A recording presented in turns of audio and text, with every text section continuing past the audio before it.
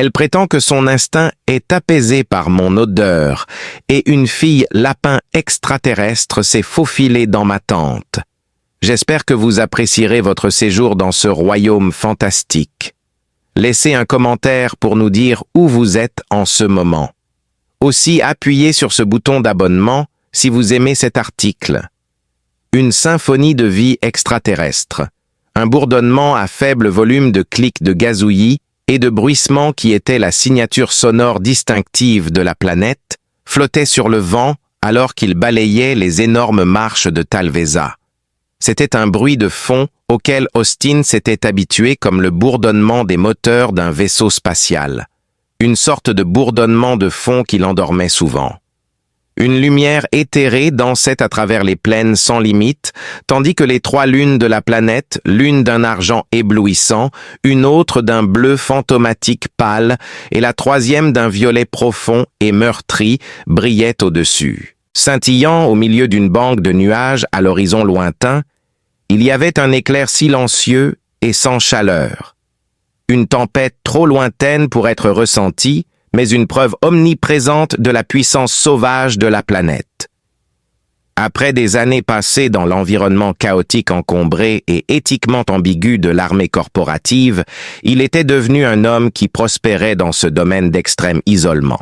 Un petit dôme de civilisation se dressait contre la grande nature sauvage comme son abri individuel à haute résistance. Il peut résister à des vents forts et à la plupart des prédateurs. Dans un monde où la sécurité n'était pas librement disponible, il y avait une petite zone de sécurité fabriquée. Un vestige de cette vie passée n'était pas négligemment mis de côté, mais plutôt soigneusement empilé à l'intérieur de son équipement militaire. Aussi naturel que respirer pour lui était le processus de placer chaque composant à sa place appropriée. En tant que xénobotaniste, il était présent ici. Son nouveau travail en tant que botaniste méticuleux pour un donateur corporatif était un changement rafraîchissant par rapport à son ancien poste d'analyste des menaces. Il était chargé de cataloguer des plantes rares et potentiellement précieuses. Alors qu'il flottait dans l'éther entre le sommeil et la conscience, ses pensées dérivaient, avec le bourdonnement nocturne de la terre, une légère discordance piquait sa conscience. C'était un arôme délicat, mais complètement inapproprié. L'arôme subtil de l'ozone flottait depuis une fleur sauvage non nommée après une averse. Au milieu de l'air vicié et recyclé de sa tente et de l'odeur terreuse du sol à l'extérieur, il y avait quelque chose de doux et de vif qui perçait. Pas somnolent, mais avec la clarté vive et alerte d'un homme dont la vie a souvent dépendu de sa capacité à réagir à l'infini décimal, il ouvrit brusquement les yeux. Une présence subtile et chaleureuse à côté de lui, pas la sienne et pas présente, il y a quelques instants a déclenché une alerte silencieuse dans chaque terminaison nerveuse qui avait été affinée par des années à esquiver des embuscades et à dormir en terrain dangereux. Dans une tranquillité qui ébranlait, alors que son cœur s'emballait, sa paume se déplaça fluidement et silencieusement vers la crosse du revolver de gros calibre qui reposait à côté de son matelas. Ses doigts tremblaient d'anticipation lorsqu'il sentit la poignée glacée de l'arme qui était restée son seul compagnon continu pendant 6 systèmes. Le mouvement était automatique, une série coordonnée d'étapes gravées dans son corps par de nombreuses séances d'entraînement où sa vie ou sa mort était en jeu ainsi que par bien trop d'incidents réels. Juste au moment où il allait serrer le poing autour de la poignée quadrillée du pistolet, un murmure entra dans la tente, son son presque identique à celui du vent sifflant à travers sa toile. « Reste immobile.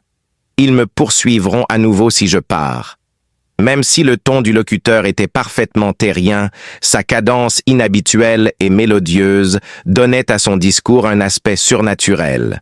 Son corps se figea complètement tandis que son esprit s'efforçait de comprendre cette circonstance incroyable. Austin se figea complètement. À des kilomètres de son point d'atterrissage prévu sur une planète apparemment déserte, il trouva une figure mystérieuse dans sa tente qui avait silencieusement échappé à ses capteurs de périmètre et à ses propres sens hyper vigilants. Graduellement, avec précaution, il inclina la tête, son regard tendu pour s'adapter à la lumière tamisée et multicolore qui filtre à travers le tissu tendu. Tout ce qu'il voyait allait à l'encontre du bon sens et de toute la littérature xénobiologique qu'il avait parcourue. Une bête fantastique tout droit sortie d'un conte de fées perdues se recroquevillait à côté de lui dans son sac de couchage comme si elle cherchait refuge contre une tempête. Les traits délicats et les petites lèvres de son visage brillaient à travers la pâle lumière violette de la plus grande lune, la rendant à la fois remarquablement humaine et irrésistiblement adorable. Cependant, le niveau de familiarité s'arrêtait à ce point. Un fin duvet blanc recouvrait tout son corps et une paire de longues oreilles exquises, semblables à celles d'un lapin, sortaient de sa tête. Elles étaient plaquées contre son crâne, clairement une expression de terreur. Ses grands yeux brillants qui émettaient une douce lumière rose de l'intérieur le fixaient avec une intensité qui semblait épuiser l'oxygène de la tente. Les protocoles et les évaluations de danger étaient comme un cœur tout au long de sa formation exigeant son attention. La première rencontre non autorisée avec une xénoforme inconnue posant une menace biologique ou physique possible de la plus haute magnitude nécessitait une réponse rapide et inébranlable. Il devrait tenir une arme la pointer vers sa poitrine et lui donner des ordres pour qu'elle réponde. Mais ses perceptions contredisaient le côté tactique de son cerveau. La créature à côté de lui dégageait une aura de terreur authentique, pas d'hostilité, alors qu'elle tremblait malgré la température modérée à l'intérieur de l'abri. Sa petite silhouette était prise dans une boule protectrice serrée et sa modeste robe en forme de tunique était sale et déchirée à l'épaule. Pas un intrus agressif, mais l'incarnation d'un réfugié effrayé. Faire le choix délibéré de retirer sa main de son arme à feu était aussi terrifiant que de sauter d'une falaise. Il parla d'une voix basse et contrôlée, demandant « Qui êtes-vous » dans le but de montrer de l'autorité sans ajouter à sa peur évidente. Un inconnu terrifiant était un inconnu inattendu, et il avait besoin de faits. « Lilia » murmura-t-elle son nom à peine audible. Une imitation presque attachante de la créature terrestre qu'elle ressemblait, son petit nez noir frémissait nerveusement pendant qu'elle parlait. Après qu'elle ait crié « Il me chasse les traqueurs !» un cri terrible et strident déchira la nuit comme si ces mots avaient un effet magique, atteignant profondément son cerveau primitif. Le son était étrangement intelligent et ne ressemblait à aucun cri de prédateur qu'il n'ait jamais entendu auparavant. Un tremblement de tout le corps secoua la petite forme de Lia alors qu'elle frissonnait au son, et elle se rapprocha de lui par réflexe, sa terreur remplissant la pièce exiguë. Sous le tissu synthétique de son sac de couchage, elle cacha son visage, ses mots étouffés mais désespérés. Elle dit « Ton odeur !» ces mots sortant rapidement. Calme et puissant. Quand Austin vit sa tête duveteuse, il se trouva incapable de comprendre son argument extravagant à la lumière de la situation tactique actuelle. Son arôme. Il avait une odeur qui comprenait des restes de ses rations de l'air recyclé du vaisseau et le goût métallique subtil de son équipement. Il manquait de toute singularité ou tranquillité. Il sentait l'homme solitaire loin de chez lui. Pourtant, le pragmatisme était le principe directeur d'Austin. La plausibilité scientifique de son affirmation selon laquelle son arôme apaisait ses instincts était remise en question, mais le hurlement émanant des ombres était incontestablement authentique, tout comme la peur qu'il lui avait infligée. Physicien de formation, il avait également réussi à rester en vie. Plus encore que la petite extraterrestre tremblante à côté de lui, ses instincts de survie l'avertissaient d'un danger bien plus imminent et mesurable de ce qui ou de ceux qui faisaient ce bruit. En plus d'envoyer ses chasseurs se précipiter dans sa direction, l'expulser à ce moment-là serait sa condamnation à mort. Facteur imprévisible dans une expérience bien planifiée, sa présence constituait une menace sérieuse. Cependant, le danger de son éjection instantanée était bien plus élevé. Il agissait rapidement et rationnellement en tenant compte de tous les facteurs comme il le ferait face à un dilemme tactique. Il ordonna « Reste jusqu'à ce que la lune se couche », d'un ton qui ne laissait aucune place au débat ou à la réconciliation. C'était un partenariat tactique formé par nécessité, pas une offre de confort. Une fois qu'ils seront partis, tu partiras aussi. Il retourna sur son matelas, le sol dur de Talveza sous lui, mais il ne pouvait plus dormir. Comme une promesse silencieuse à lui-même, il posa sa main sur la gâchette de son revolver. Il resta immobile pendant ce qui lui sembla une éternité, ses oreilles imprégnées des bruits de chasseurs d'un autre monde qui résonnaient à travers les vastes plaines lunaires et du souffle de la fille lapin extraterrestre qui avait soudainement transformé sa quête solitaire en quelque chose de bien plus complexe et périlleux. C'était surprenant de passer de la veille serrée et communautaire de la nuit au silence mortel de juste avant le matin. C'est le silence et non une alarme qui a réveillé Austin de son sommeil. La délicate chaleur qui avait été un compagnon étrange avait disparu et l'air de la tente avait une qualité étrange et sans vie, sans l'arôme délicat des fleurs sauvages qui y avaient persisté. Son esprit privé de sommeil a brièvement envisagé l'idée troublante que toute l'expérience avait été une hallucination, une image fantomatique générée par l'isolement étranger de Talveza causé par le stress. Dans cette vaste étendue sauvage inexplorée, son esprit pouvait jouer des jeux bizarres et il avait déjà testé les limites de son endurance. Et puis, il l'a remarqué. Un long fil de fourrure blanche était collé au tissu noir de son sac de couchage, une preuve incontestable.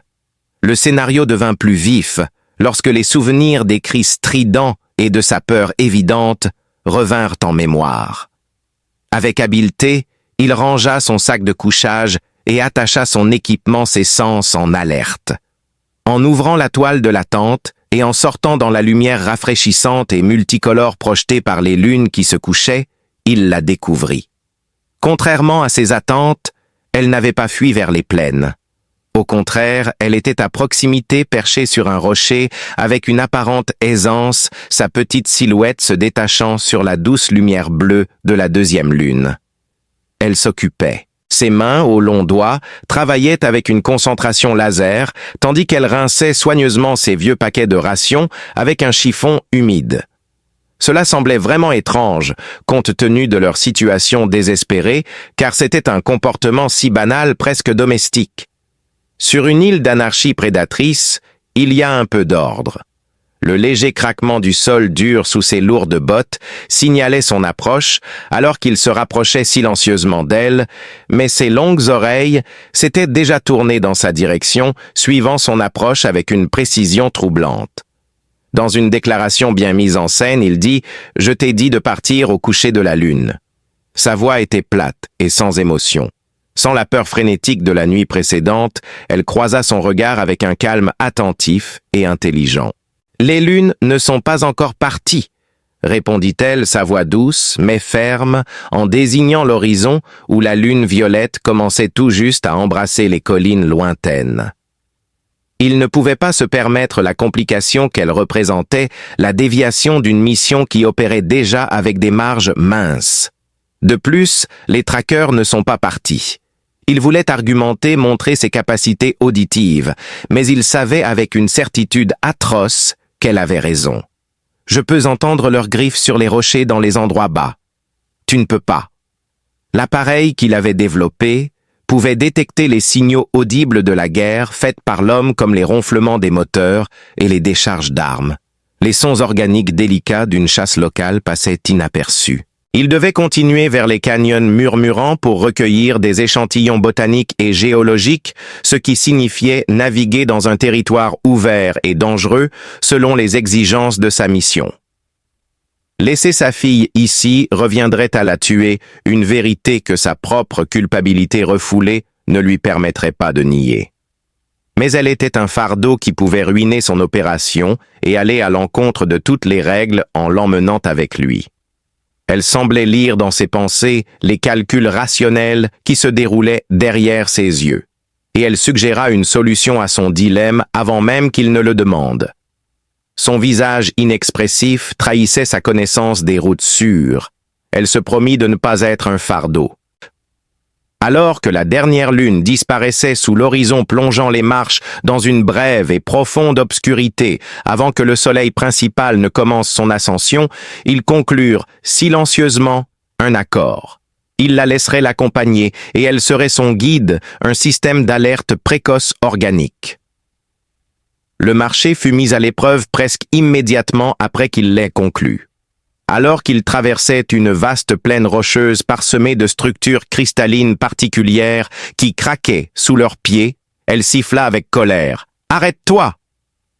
Le sentiment d'urgence dans sa voix était palpable et Austin s'arrêta en plein trajet atteignant son arme de poing par habitude. Il regarda autour de lui, ses yeux scannant le paysage, mais le logiciel de détection des menaces de sa visière ne montrait rien d'autre que de la roche solide et de l'herbe résistante. Un crabe vipère dont la carapace était une réplique exacte des pierres environnantes leva lentement ses pinces à pointe venimeuse, tandis que ses nombreux yeux noirs se tournaient vers lui. À ce moment-là, il faisait plus confiance à son instinct qu'à sa technologie et il suivit son doigt recouvert d'une fine fourrure blanche vers le sol qui se trouvait à environ 1 mètre de sa botte droite. Il était sur le point de marcher sur une créature réputée agressive qui libérait une neurotoxine capable d'incapaciter un homme en moins d'1 minute et il n'avait pas conscience de sa présence. L'incident avait été un rappel sobre de ses propres limitations et avait porté un coup humble à la fierté professionnelle qu'il tirait de sa conscience situationnelle. Plus tard ce jour-là, alors qu'ils préparaient leur ration de déjeuner, elle avait une fois de plus prouvé sa valeur, mais cette fois-ci avec une provision plutôt qu'un avertissement. Elle portait une poignée de tubercules brun terne lorsqu'elle revint d'une brève incursion dans un buisson épineux. « Bonne nourriture ?» annonça-t-elle en les posant sur une pierre plate. Le scanner d'Austin qu'il avait utilisé pour effectuer une analyse à large spectre de la flore locale avait identifié ces racines comme contenant un alcaloïde léger, les rendant potentiellement peu appétissantes et même nauséabondes. Il était sceptique en la regardant éplucher délicatement l'une d'elles avec une pierre aiguisée et savourer le craquement satisfaisant. Avec une certaine hésitation, il essaya. La texture était dense et féculeuse et la saveur était étonnamment noisettée. Il pouvait sentir l'énergie qu'elle lui fournissait presque instantanément. Son scanner à plusieurs millions de crédits avait été trompé par une signature chimique qu'il ne pouvait pas interpréter correctement, mais sa sagesse ancestrale transmise à travers des générations de survie avait été validée. Alors qu'ils continuaient leur ascension vers la ligne dentelée lointaine des canyons murmurants, la dynamique entre eux évoluait de protecteurs prudents et réfugiés terrifiés à quelque chose de plus proche d'un partenariat. Il commença à lui parler de plus que de la mission. Des sujets tels que les étoiles et sa vie passée vinrent plus naturellement qu'il ne l'avait en fait depuis des années. Elle a reformulé les étapes comme une maison, une tapisserie complexe de la vie où chaque créature avait sa place plutôt qu'une nature sauvage antagoniste. Alors que leur confiance commençait à se solidifier, ils furent à nouveau mis à l'épreuve en naviguant sur une étroite corniche érodée par le vent qui serpentait le long du côté d'un profond ravin. Une forte rafale de vent accélérée par les formations rocheuses l'a déséquilibré. Il était dans un moment terrifiant de chute, alors que son lourd sac se déplaçait et que sa botte glissait sur des éboulis instables. Ses doigts cherchaient désespérément une prise sur la paroi rocheuse lisse et impitoyable, alors que le sol s'effondrait sous lui. Juste au moment où son entraînement allait prendre le dessus, une petite main étonnamment forte agrippa son avant-bras comme un étau. Son cœur battait contre ses côtes alors qu'il trouvait un nouveau point d'appui et se hissa de nouveau sur la corniche relativement sûre, ses muscles se tendaient à cause du contact électrique que Lia avait établi en se jetant de tout son poids en arrière, ses pieds plantés avec une fermeté impossible sur le chemin traître. Alors qu'ils approchaient de l'entrée des canyons murmurants, une immense faille ombragée dans les plaines, il remarqua une tension croissante émanant de Lilia. Dans ses yeux roses brillants, il voyait une détermination féroce, mais il voyait aussi une égale, une survivante aussi dure et résiliente que n'importe quel soldat avec lequel il avait servi. Le moment passa, mais il laissa une marque indélébile, un lien formé dans le danger partagé qui allait plus loin que leur marché tacite. Son agitation soudaine lui signalait que quelque chose n'allait pas. Elle avait détecté une subtile anomalie localisée du champ magnétique, une étrange indication de technologie là où il ne devrait pas y en avoir, même avant que son équipement ne l'ait détecté. Son nez frémissait et ses oreilles étaient constamment en mouvement. Elle se déplaçait avec une prudence accrue, ses yeux scrutant l'horizon, non pas à la recherche de prédateurs naturels, mais de quelque chose d'autre. Alors qu'ils montaient une petite crête, ils arrivèrent au reste d'une petite navette d'entreprise, sa coque calcinée et déchirée comme une carcasse métallique. L'insigne sur sa queue, amincie nette et clairement visible, était le faucon prédateur stylisé de la Vexcor Corporation. Austin sentit un nœud de froid se former dans son ventre. Son nom était Vexcorp, et il était connu à travers toute la galaxie colonisée pour ses acquisitions impitoyables, ses recherches illicites sur les armes biologiques et son mépris total pour le droit interstellaire. Leur simple présence était un signal d'alarme et il a dit à Lilia de rester cachée pendant qu'il s'approchait du site de l'écrasement fusil à la main. En regardant dans les débris du cockpit de la navette, il vit qu'elle avait été abattue. À l'intérieur, il commença à fouiller à la recherche d'informations, ses mains se déplaçant rapidement pour ouvrir les panneaux. Malgré le fait que la plupart des systèmes aient été détruits, il trouva un bloc de données de manifeste de chargement secondaire qui était remarquablement intact. L'écran était cassé, mais la mémoire interne pouvait être récupérée. Après presque 1 heure à réparer les conduits d'alimentation et à éviter les circuits endommagés, il a finalement réussi à redonner vie à la tablette de données avec une décharge de son bloc d'alimentation portable personnel. L'écran avait un réseau de fissures, mais l'écriture était encore quelque peu visible. Un fragment du journal de bord principal est apparu net et clair sur l'écran endommagé. Ce n'était qu'une seule ligne, mais elle suffisait à tout changer, à transformer leur situation d'une simple lutte pour la survie en quelque chose de bien plus sinistre qu'avant. La majorité des données étaient corrompues, des chaînes de code inintelligibles défilaient. Austin fixa l'entrée en lisant « Spécimen lagomorphe prime, marqueur génétique, anomalie, destination non répertoriée, vue noire ».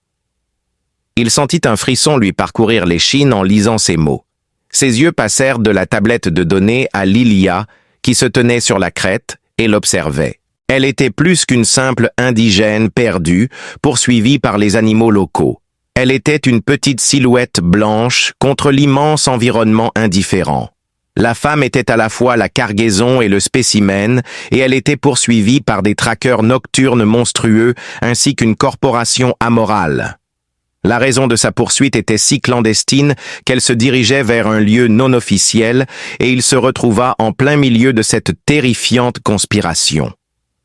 Un silence profond, presque étouffant, remplaça le bourdonnement familier des prairies alors qu'il descendait dans les canyons murmurants, le seul son étant le soupir désincarné du vent à travers les passages labyrinthiques.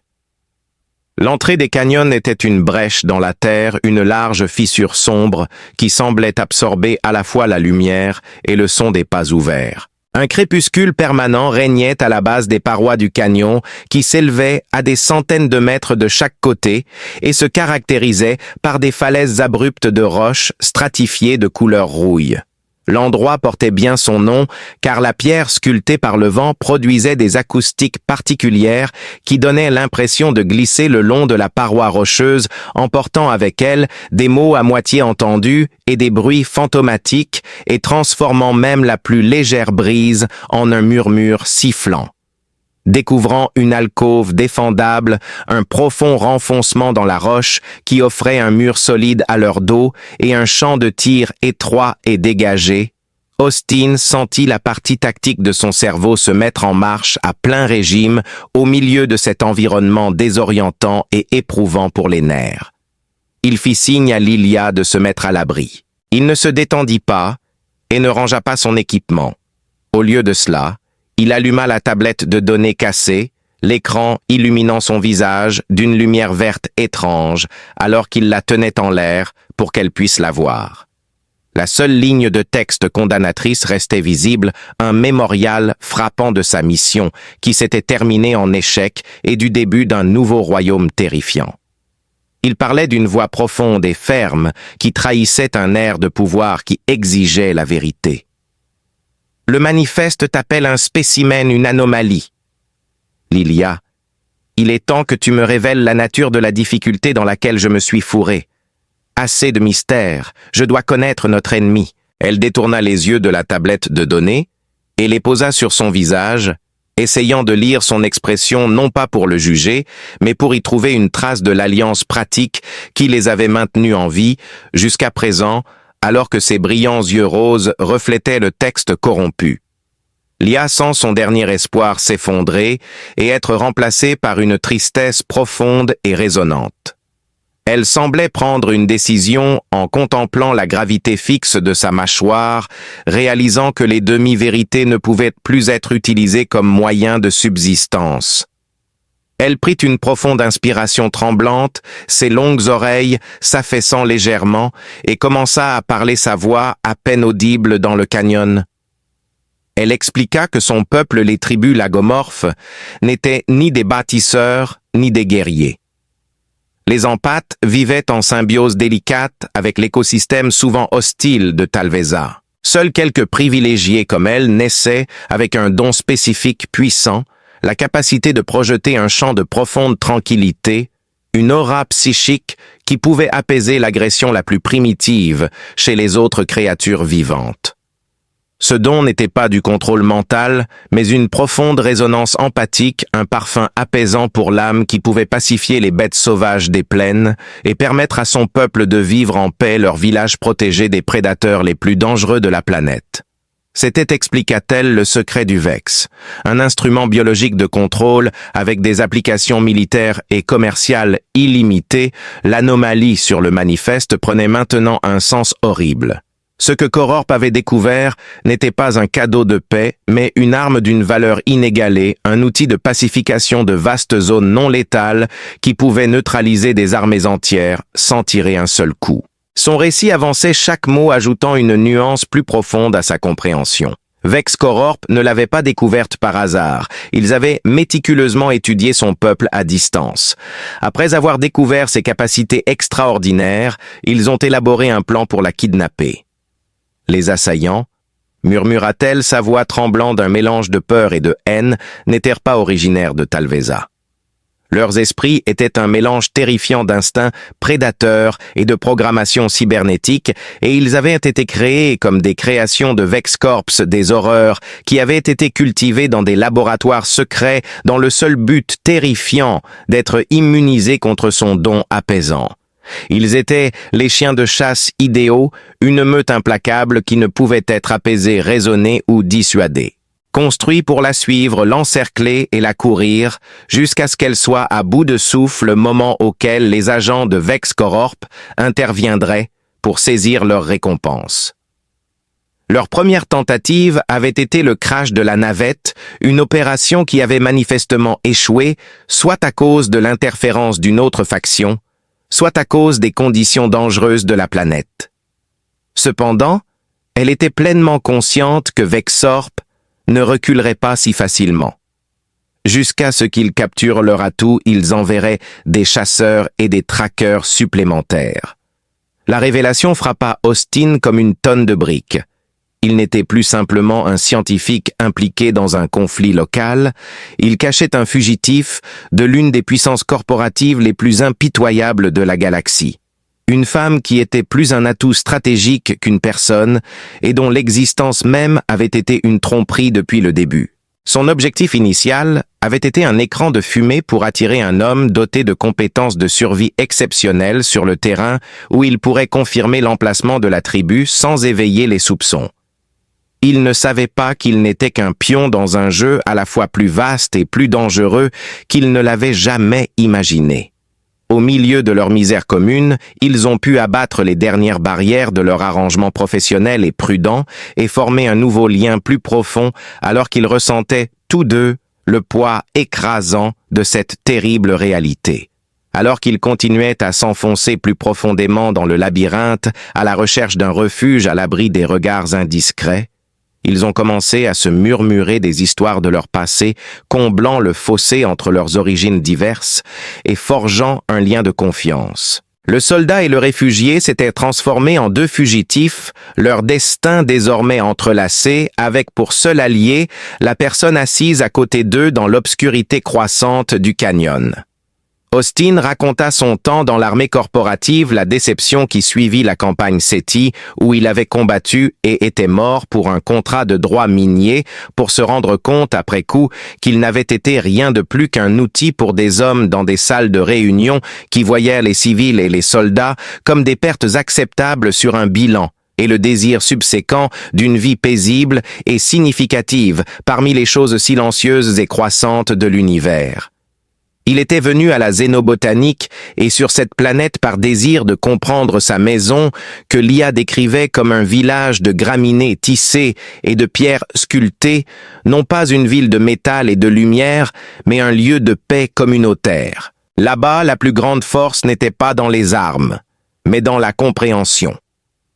Lia parlait de la solitude d'être si différente de son propre peuple, un sentiment qu'il connaissait trop bien.